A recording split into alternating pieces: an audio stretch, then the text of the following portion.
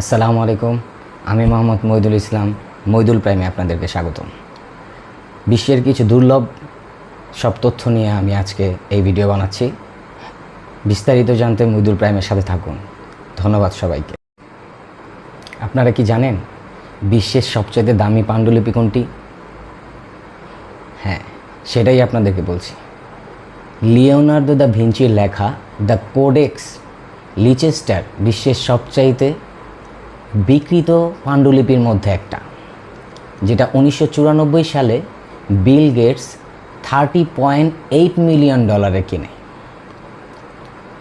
খবরটা খুব সুন্দর না? ধন্যবাদ।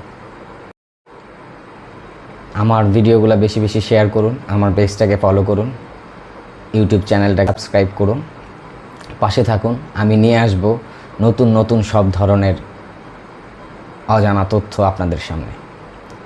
ধন্যবাদ সবাইকে। মইদুল প্রাইমের সাথে থাকার জন্য ধন্যবাদ। আসসালামু আলাইকুম।